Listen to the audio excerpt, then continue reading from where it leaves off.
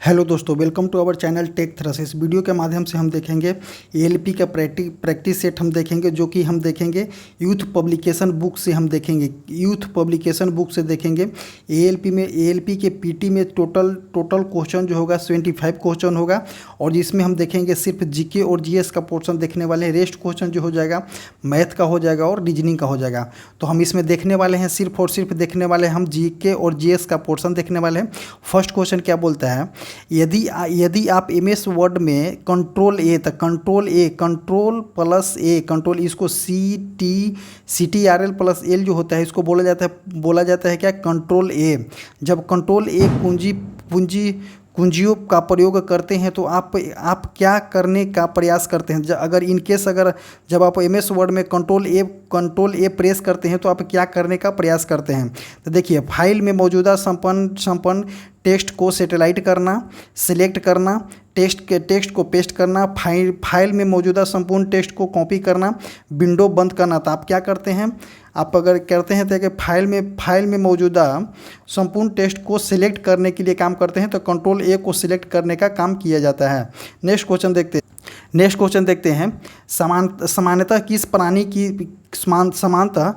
प्राणी की त्वचा से मोरक्को चर्म प्राप्त किया जाता है। तो मोरक्को चर्म के बारे में बता दें आपको कि मोरक्को चर्म हम किससे प्राप्त कर सकते हैं। तो बकरी के त्वचा से हम मोरक्को चर्म प्राप्त कर सकते हैं। देखिए, मोरक्को लेदर हम किससे प्राप्त कर सकते हैं, तो बकरी के चमड़े से प्राप्त कर सकते हैं। नेक्स्ट क्वेश्चन देखते हैं, क्या अनुवर्ती अधिकांशतः दर्शाया जाता है। तो अनुवर्ती का मतलब क्या हो गया कि अनुवर्ती पेड़ पौधे जिस तरह से एक डायरेक्शन में वृद्धि करते हैं तो उसको अनुवर्ती बोला जाता है। तो अनुवर्तन अधिकांशतः दर्शाए जाते हैं किसी पौधे के दिशात्मक विकास। तो देखिए, यही इसका आंसर हो जाएगा किसी पौधे के दिशात्मक विकास को हम अनुवर्तन बोला जाता है। नेक्स्ट क्वेश्चन देखेंगे, अंडे को अंडाशय से गर्भाशय तक किसके द्वारा ले जाया जाता है। तो देखिए, जो स्त्री में अंडे जो होता है, अंडे को अंडाशय से गर्भाशय तक किसके द्वारा लिया जाता है, किसके द्वारा ले जाया जाता है। तो मूत्रवाहिनी इसका आंसर गलत हो जाएगा। गर्भाशय ग्रीवा ये भी गलत हो जाएगा। शुक्रवाहिका तो मेल में हो जाएगा, ये भी गलत हो जाएगा। तो क्या हो जाएगा, अंडवाहिका के द्वारा जो होता है अंडे को अंडाशय से गर्भाशय तक ले जाया जाता है। तो किसके द्वारा, तो अंडवाहिका इसका आंसर हो जाएगा। नेक्स्ट क्वेश्चन देखेंगे, मानव शरीर के पल्स दर की जांच क्यों किया जाता है। तो देखिए, मानव शरीर का जब भी हम पल्स दर की जांच करते हैं तो दिल की फंक्शनिंग को जांच करने के लिए हम करते हैं। क्योंकि देखिए, जिस तरह से अगर मानव के पल्स जो है चलते रहेगा तो उसे दिल की फंक्शन भी जांचने के लिए हम करते रहेंगे। तो ऑप्शन नंबर ए जो हो जाएगा इसके लिए करेक्ट हो जाएगा। नेक्स्ट क्वेश्चन देखते हैं, किस प्रकार का पुनर्जनन अधिक विविधता ला सकती है। तो देखिए, किस प्रकार का पुनर्जनन जो है, लैंगिक जनन जो होता है, लैंगिक जनन में जिसमें मेल और फीमेल दोनों भाग लेते हैं, उसमें जो है अधिक जो है विविधता हम ला सकते हैं। जैसे कि देखिए, लैंगिक प्रजनन में कोई को देखते हैं लंगड़ा लूल्हा जन्म ले लेता है, कोई ले लेता है किसी का ओठ कटा होता है। तो ये सब जो होता है लैंगिक विविधता के कारण ही होता है, ज़्यादातर विविधता के कारण ही होता है। तो इसी को हम बोलते हैं क्या, लैंगिक विविधता में ज़्यादातर हम इसको देखने को मिल सकते हैं।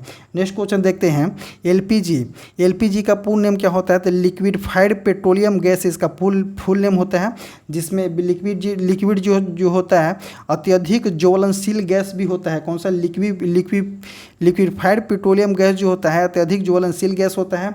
और हम आपको बता दें, इसमें ब्यूटेन और प्रोपेन का मिक्सर होता है। किसका, तो ब्यूटेन और प्रोपेन का मिक्सचर होता है।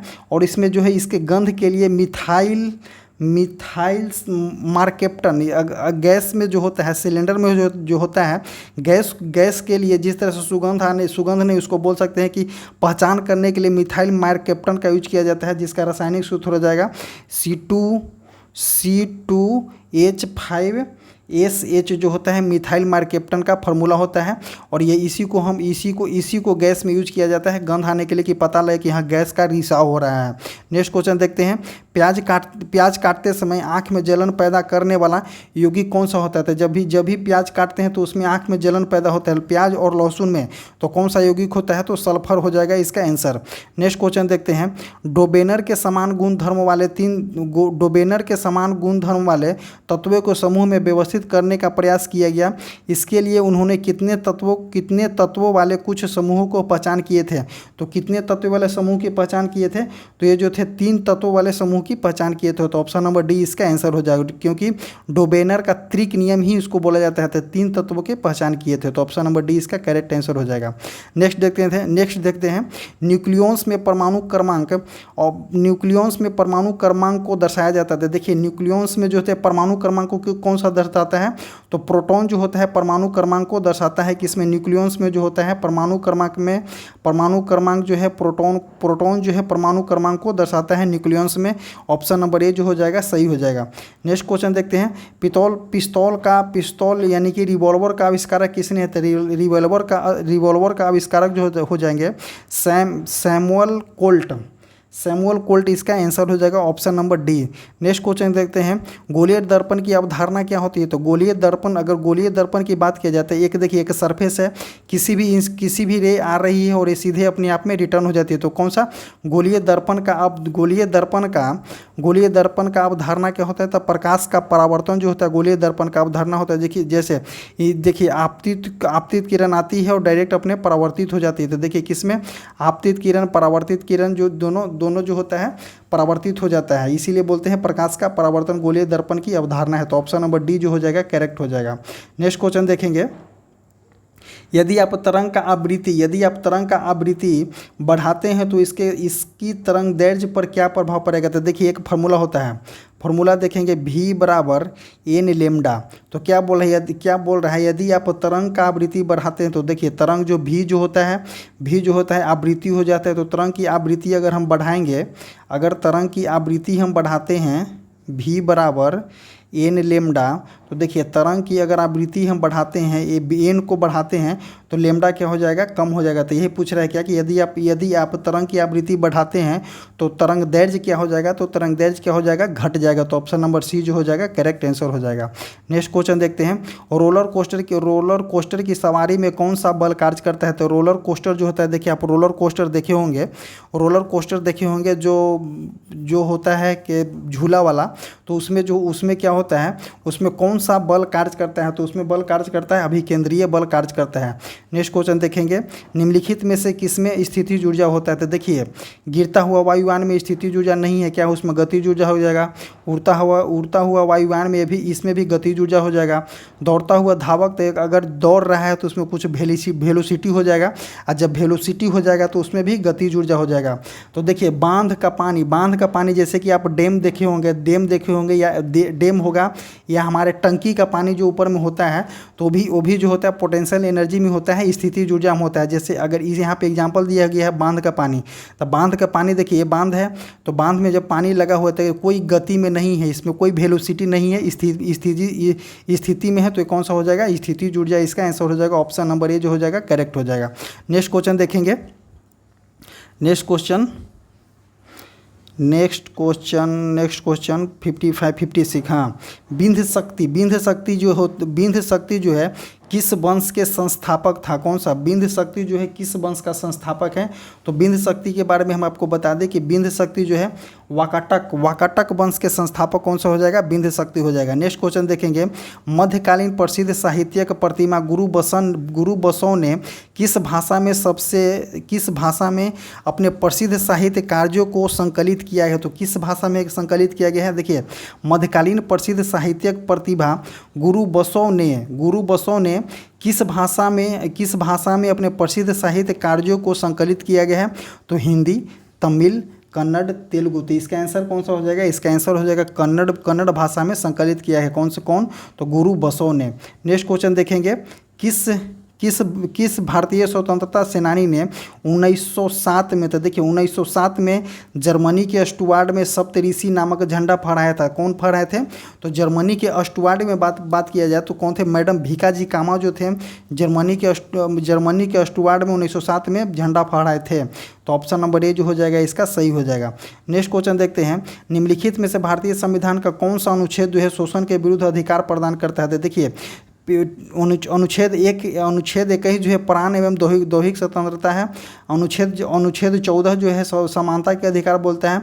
अनुच्छेद 19 जो है स्वतंत्रता के अधिकार बोलता है। तो 19-23 जो हो जाएगा, 19-23 जो हो जाएगा, सॉरी अनुच्छेद 23 जो हो जाएगा, अनुच्छेद जो 23 हो जाएगा यही हो जाएगा विरुद्ध, क्या बोले, अनुच्छेद शोषण के विरुद्ध अधिकार प्रदान करता है। तो अनुच्छेद 23 इसका आंसर हो जाएगा। 23 और 24 जो होता है शोषण के विरुद्ध अधिकार के बारे में बात करती है। नेक्स्ट क्वेश्चन देखते हैं। भारत में संविधान में मौलिक अधिकारों को पारित करने का विचार किस देश के संविधान से प्रेरित किया गया था? देखिए, अगर बात किया जाता है फंडामेंटल राइट, मौलिक अधिकार की बात किया जाता है तो यूएसए के संविधान से लिया गया है। अगर फंडामेंटल ड्यूटी की बात करती है तो यूएसएसआर मतलब कि रसिया से लिया गया है। कौन सा? तो अगर फंडामेंटल ड्यूटी मतलब कि कर्तव्य, मौलिक कर्तव्य की बात करता है तो मौलिक कर्तव्य लिया गया है रसिया के संविधान से। और अगर बात करता है मौलिक अधिकार की तो कहाँ से? तो अमेरिका के संविधान से प्रेरित है। तो ऑप्शन नंबर डी जो हो जाएगा इसका करेक्ट हो जाएगा। नेक्स्ट क्वेश्चन देखते हैं। भारत में महाभियोग की प्रक्रिया द्वारा को उसके पद से नहीं हटाया जा सकता है। देखिए, भारत के न्यायाधीश के ऊपर महाभियोग ही आता है। मुख्य चुनाव आयुक्त के ऊपर भी महाभियोग आता है। भारत के राष्ट्रपति पर महाभियोग की ही बात किया जाता है। तो प्रधानमंत्री के ऊपर महाभियोग नहीं आता है। प्रधानमंत्री के ऊपर होता है अविश्वास प्रस्ताव। अगर अविश्वास प्रस्ताव पारित हो जाता है तो सत्ता जो है करंट सरकार का गिर जाता है। तो यही हो जाता है। प्रधानमंत्री के ऊपर क्या होता है? तो प्रधानमंत्री के ऊपर आता है अविश्वास प्रस्ताव। नेक्स्ट क्वेश्चन देखेंगे। निम्न में से कौन सी पृथ्वी के वायुमंडल की सबसे निचली परत हो जाता है? देखिए, तो वायुमंडल के सबसे निचली परत कौन सा हो जाएगा? क्षोभ मंडल जो है वायुमंडल की निचली परत हो जाएगा। क्षोभ मंडल हो जाएगा, समताप मंडल हो जाएगा। ये तो इसका आंसर कौन सा हो जाएगा? डी जो हो जाएगा क्षोभ मंडल। नेक्स्ट क्वेश्चन देखेंगे। Next question. निम्नलिखित में से किस वर्ष इंडियन ऑयल कॉरपोरेशन की स्थापना हुआ था? IOCL इंडियन ऑयल कॉरपोरेशन की किस वर्ष स्थापना हुआ है? 1959, 1963, 1965, 1995। तो इंडियन ऑयल कॉरपोरेशन की स्थापना हुआ है 1959 में। नेक्स्ट क्वेश्चन देखेंगे। सरकार घाटे को करों को क्या करेगी? करों को खाली स्थान या व्यय को क्या कम किया जा सकता है? तो देखिए, सरकार घाटे को करों को बढ़ाकर, करों को क्या करेगा? जब अगर सरकार घाटे में चलती है तो कर को बढ़ा देगा। अब व्यय को क्या करेगा? व्यय को घटा देगा। तो यही बताया जा रहा है कि सरकारी घाटे के करों को बढ़ाया या व्यय को घटाकर कम किया जा सकता है। तो क्या हो जाएगा? 64 का आंसर हो जाएगा बढ़ा कर और घटा कर। तो ऑप्शन नंबर डी जो हो जाएगा करेक्ट हो जाएगा। नेक्स्ट क्वेश्चन देखते हैं। निम्नलिखित में से कौन सा मध्य प्रदेश के बुंदेलखंड क्षेत्र में प्रख्यात शास्त्रीय नृत्य है? किसका? तो मध्य प्रदेश के बुंदेलखंड में प्रख्यात नृत्य कौन सा है? छबड़ा घालो ज्वारा मारू नृत्य। इसका आंसर कौन सा हो जाएगा? जवारा जो हो जाएगा इसका आंसर हो जाएगा।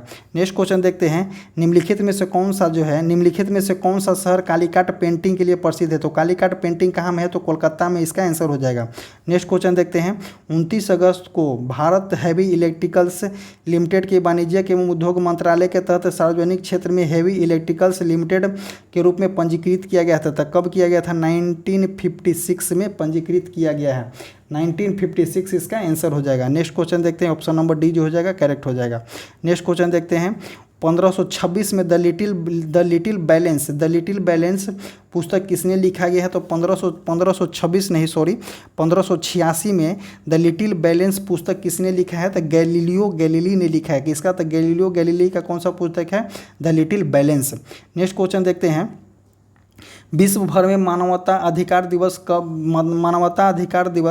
प्रति वर्ष किस तिथि को मनाया जाता है? देखिए, मानवता अधिकार दिवस प्रति वर्ष को 10 दिसंबर को मनाया जाता है। 2 अक्टूबर को अगर बात कर देते हैं तो अहिंसा दिवस मनाया जाता है गांधी जी के जयंती पे। नेक्स्ट क्वेश्चन देखेंगे।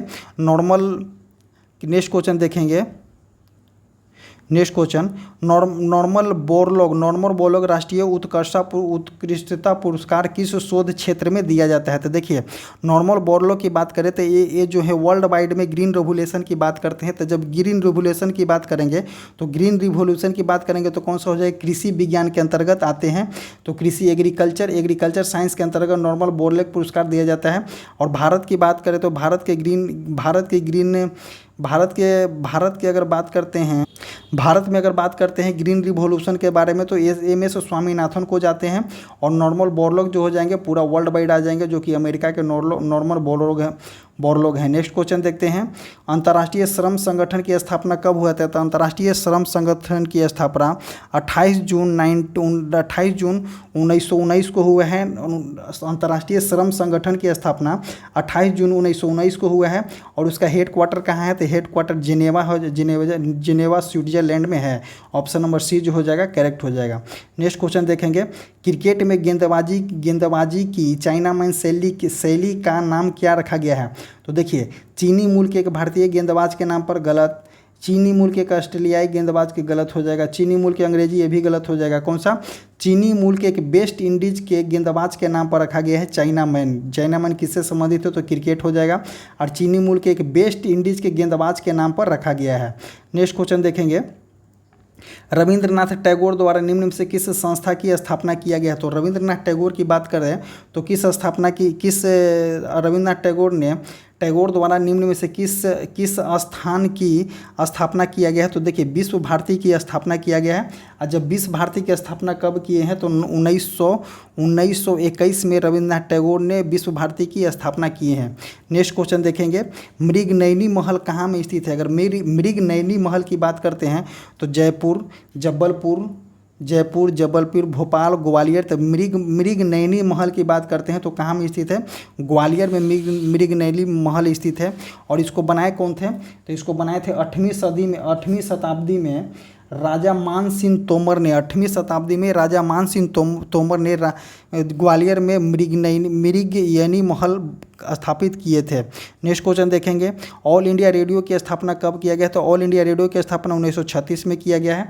और 1956 में इसका नाम बदल करके क्या कर दिया है? तो आकाशवाणी जो है इसका नाम बदल करके 1956 में कर दिया गया है। और जो बता दें, ऑल इंडिया रेडियो की स्थापना जो है 1936 में किया गया है। इसी तरह से हमारा ये चैप्टर जो होता है समाप्त होता है। आपको वीडियो कैसा लगा आप कमेंट करके बता सकते हैं। और हम आपको बता दें कि एक हमारा टेलीग्राम चैनल है जो कमेंट बॉक्स और डिस्क्रिप्शन बॉक्स में टेलीग्राम का लिंक पिन किया गया है। आप जाइए और वहाँ से जुड़िए, जो कि ये बहुत ही इफेक्टिव आपको होने वाला है। ये सभी जो है रेलवे के मद्देनज़र से देखते हुए ये सब सेट प्रैक्टिस कराया जा रहा है। Thank you.